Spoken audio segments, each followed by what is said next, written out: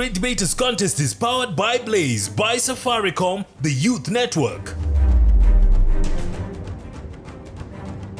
Ladies and gentlemen, welcome to the Nyeri region version of the Great Debaters Contest, and I am your host, Austin Nyambo. And I'm Mariam Bishar. We have BG Gandu girls going versus Broofield School on whether devolution promotes fairness and equality in Africa. We'll let the debaters take the stage. Proposal number 1, you have 3 minutes. All things pass, except the past.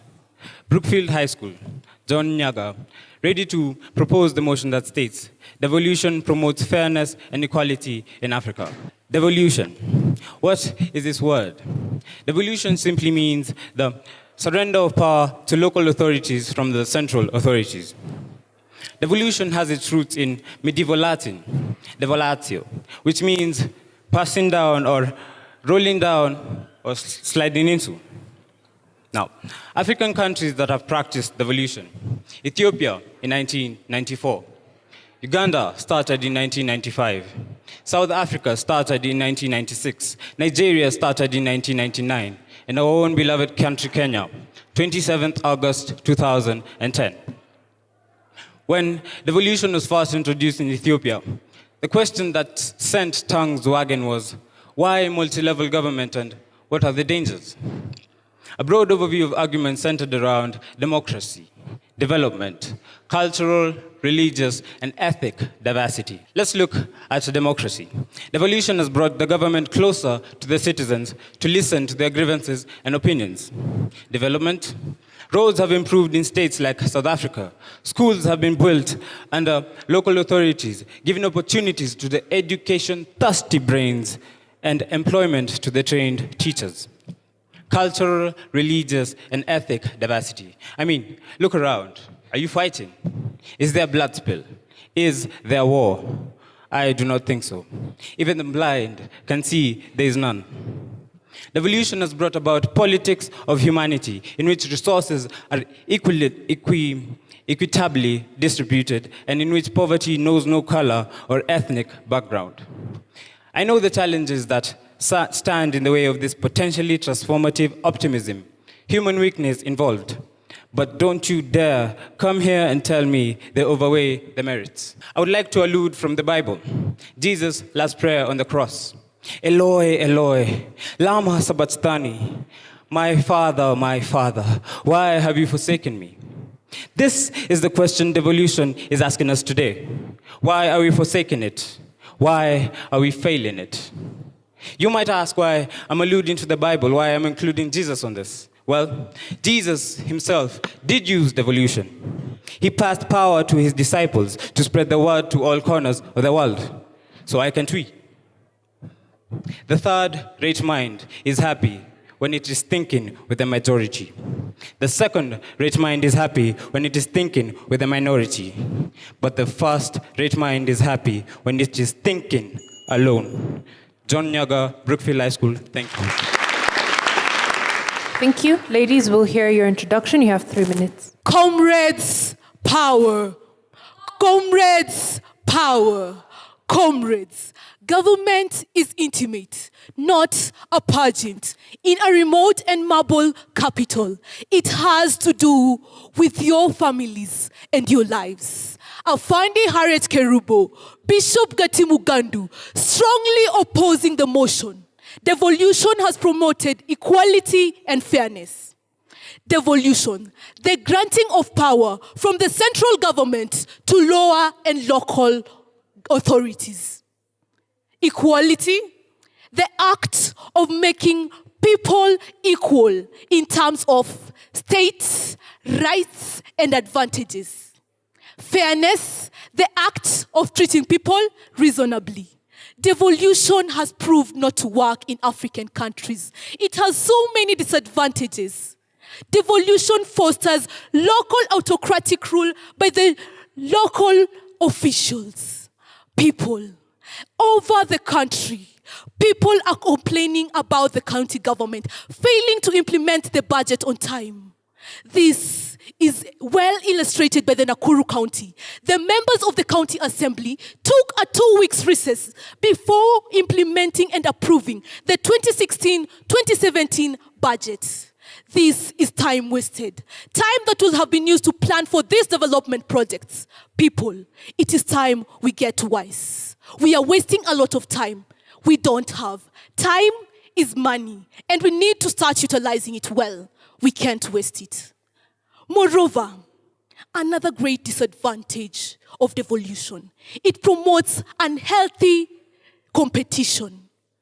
Competition among counties is developing, but we are not responding to it in the proper ways. Let's take, for instance, a county like Kiambu. Kiambu, to a great deal, has surprised very many Kenyans. In an attempt to raise funds, they have even want to implement a policy of charging people for slaughtering chicken and rabbits in their homes. Is this really fair? Are we going to develop in this manner? People, it is time we start seeing the logistic of things. It is time we get reasonable. This is not the way to go. I have a solution for you. Unitary form of government. Unitary form of government will give us an opportunity to turn our countries in Africa, make them homogeneous, unify our country. We will be able to implement policies all across the nation. If we decided on a policy, it will be implemented. Hence, promoting equality and fairness. It is time we get wise. Our problem is like a child. If you nurse it, it grows. Devolution is a problem. Stop nursing it. I rest my case. Okay, rebuttals now, beginning with Broofield. You have 3 minutes. Panel of judges, ladies and gentlemen. In front of you is Martin Godfrey from Broofield High School, here to firmly propose the motion that states that devolution promotes fairness and equality in Africa. And I am so glad that the first opposer came here and told us about a lot. And I'd like to ask her, how has devolution affected all these things? All she's telling us about is human weakness, because this saint of a system that is devolution, which has served all that it's supposed to have been serving, has been brought to us, and us as humans are failing it. We are the ones who are failing it. A wise man by the name Dr. Albert Einstein once said that in the world there are only two things of infinite proportion: the universe and human folly. And thank you so much for proving his allegations, or rather his theory, true. For all you've told us about is how human folly is affecting us. How that human folly of the leaders that are leading Nakuru, I don't know which other places you've mentioned, but all these places are not being filled by devolution, but by the leaders who are using it. Now, insanity, the same man once said, is doing the same thing in the same way and expecting different results. Am I right? So, we, as the Kenyan citizens, sat down and decided that we will remove ourselves from this category of the insane and use this new system that is devolution. Because devolution has brought about a lot. We know that this system was made to create sustainable development in ways that it will create decent work and economic growth. And why do I say this? We find that it has helped in the representation of our citizens. We now have new seats such as the women representative. We have the handicap representative within the countries. And I am so surprised that Bishop Gatimu, the beautiful girls that stand here in front of us, are biting the hand that feeds them and saying that this system has not helped them in any way. Whereas we know that in Parliament, they are highly represented. Are you not happy to know that any grievances that you have will be posed forward in the Parliament? Are you not happy that they are considering you? Nowadays, we find that the marginalized communities that we used to have are able to be represented because there are awards. There are awards within the country, and these communities are able to elect leaders who will effect what they would like to be put forward. So do not come here and give us things that are about human folly and how human folly has destroyed the country, because devolution has done us no injustice. So please, let us not crucify it like we crucified Jesus Christ. And why haven't you mentioned a successful country such as South Africa? Now, you may argue out that probably South Africa is making it because the colonial system left them with a lot of property. But if you give a madman 100 shillings for supper, will he not eat the note instead of buying food? Now, South Africa has proved not to be a madman in Africa and has sustained what has been given. And as I conclude, I'd like to ask you one question, and I hope the speaker after me will answer it. Is devolution possible? Do you think it is possible? Thank you. Bishop Gatimu, you have 3 minutes for your rebuttal. Comrades, power! Comrades, power! I refuse to swim in the ocean of devolutionary government. Your question, is it the way to go? Definitely, my answer is no. Come on, I'm on the opposing side of the bench. Somebody talked about there being equal distribution of resources with devolution government. Now, do you know that when the resources are being distributed, they consider 3 major pillars. Number 1, they consider the population density of the particular counties. Number 2, they consider the rate of poverty growth in those particular counties. And number 3, they consider the size of area allocation or the size of area distribution of those counties. Now, a county like Nairobi County, according to the 2009 census, states that the population density is about 3,138,369 people. Definitely, the distribution of resources in Nairobi County will not match that of a place like Kisumu County. That is with a population of 390,164. And again, I talk about Garissa, a population of 623,060. This place has a very high rate of poverty growth. Therefore, the government will not consider the population density, but this other factor of poverty growth. Therefore, why do you tell me there's that equitable distribution of resources? Moreover, if I know that as per se, I have that assurance that the government will give me that particular subsidiary, why should I mobilize my people to work towards improving my county or my region within my territory? You tell me again that the devolved government will provide political development.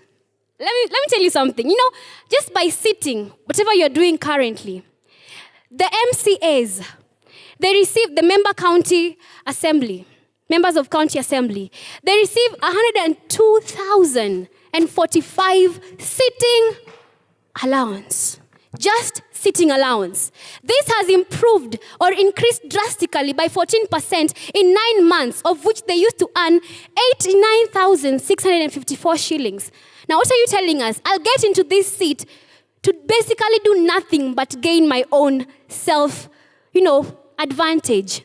I want it because when I sit there, there's that assurance that at some point, because if I can ask you, why would they have such an increment? Why? Do they deserve it? But why are we trying to promote them by building this devolved government? Why don't you use a unitary government system where we have one center of location, of distribution of resources? I term devolved government as spread out corruption. You remove it from one place and you spread it throughout the place, the country, Kenya, for instance. I refuse totally to believe in your theoretical progression. Come on, let's be practical. I rest my case.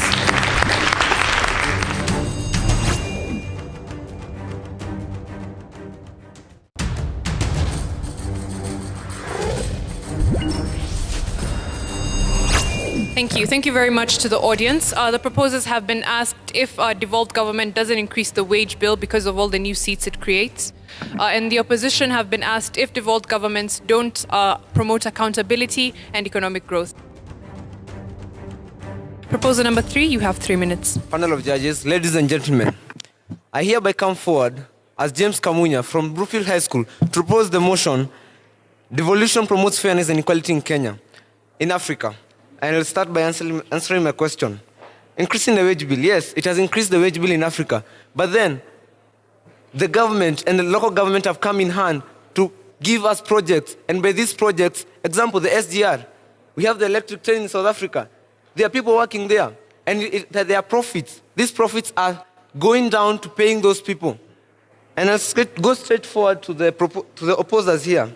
They talked about devolution not being possible in Africa. And I'll ask one question. What is in South Africa? That's devolution. Now, in South Africa, 85% of the county's finance is produced by the county itself. The government only has 15% to produce.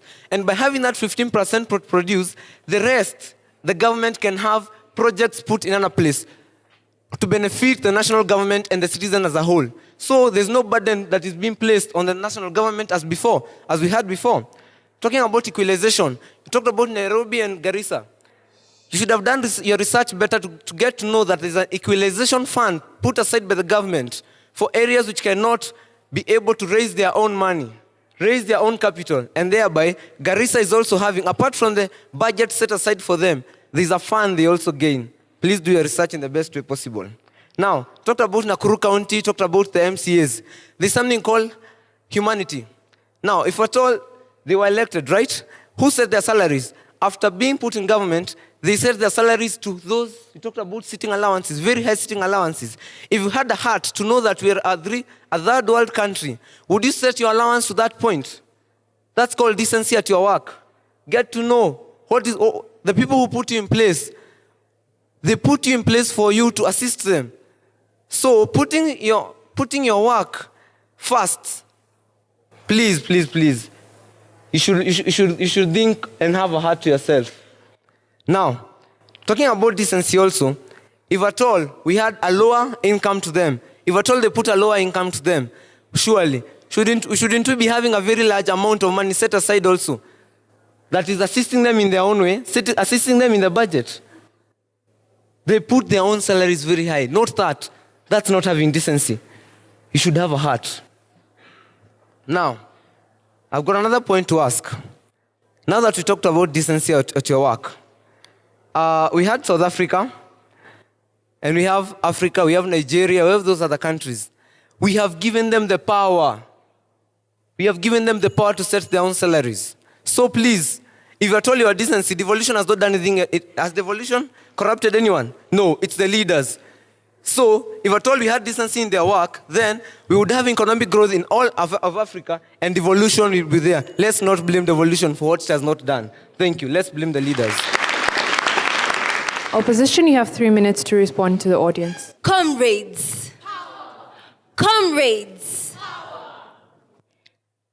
Gladys Kamau, Bishop Gatimu Gandu girls here to strongly oppose the motion that states devolved African countries should promote devolution to promote fairness and equality.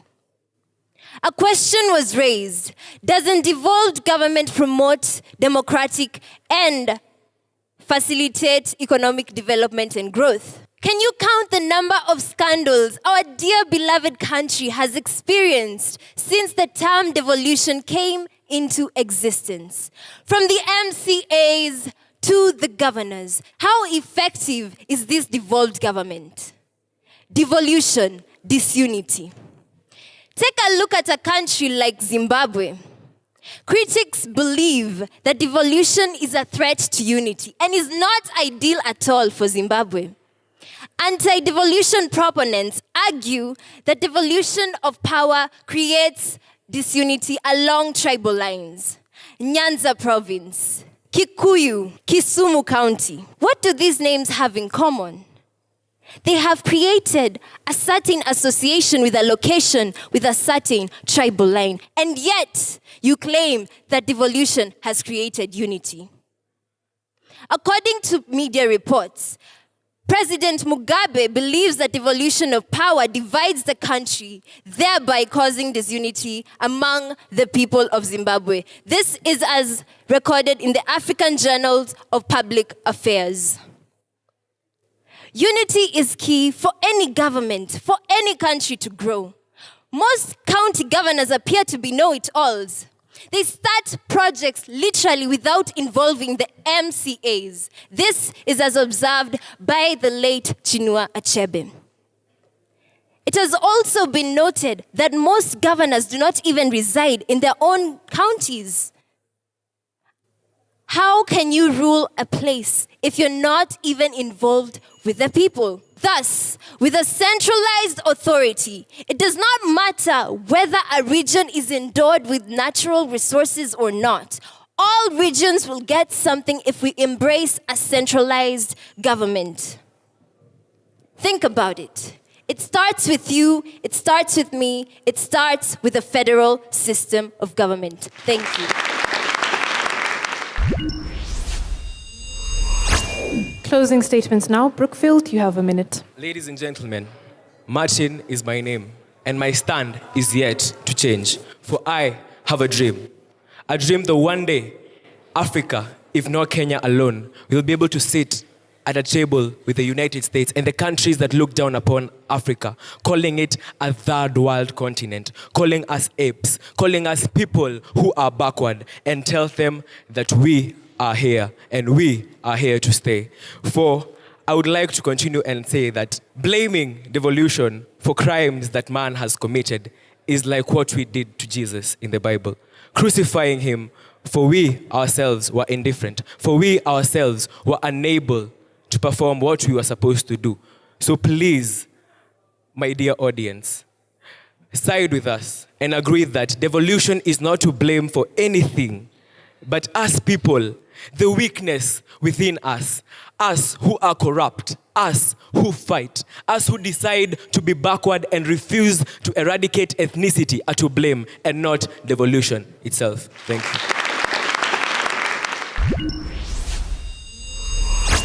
BG Gandu, you also have 1 minute. SDG number 10, reduced inequalities. SDG number 1, poverty eradication. Comrades, an apple fell and Newton discovered the law of gravity. The same way, the devolved government, which clearly screaming, for example, in our own country, it's screaming failure. It cannot sustain itself. If it falls, let us discover other means which we are offering you, unitary government. If all this is put in place, then we'll be able to cover for even that which is in the motion. We'll be able to cover up for things like equality and fairness. The valley to the waterers that it yield fruit. Bertolt Brecht, the Caucasian chalk city. Give the government to a federal unitary government. And believe you me, it will yield fruit. Vanessa Sifunjo, Bishop Gatimu Gandu. It was a pleasure. Thank you very much.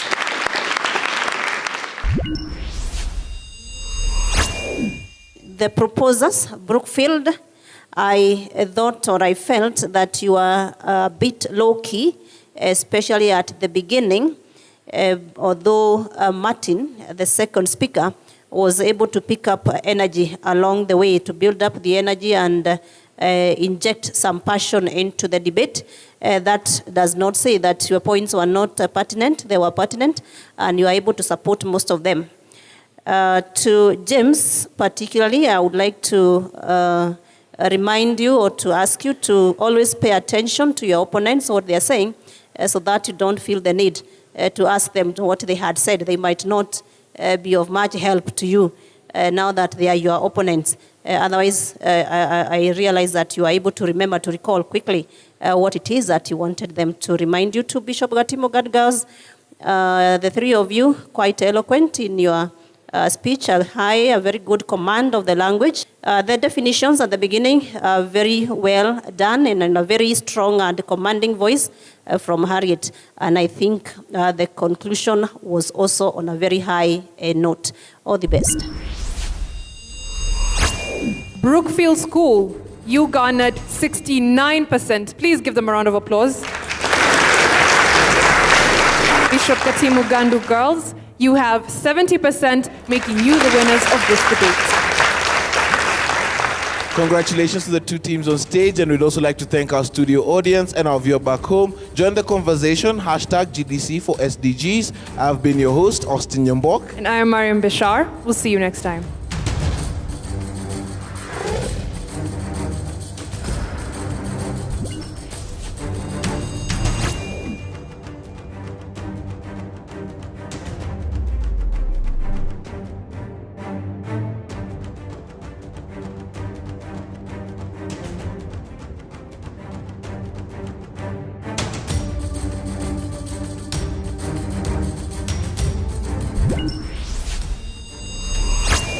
The Great Debaters Contest is powered by Blaze, by Safaricom, the Youth Network.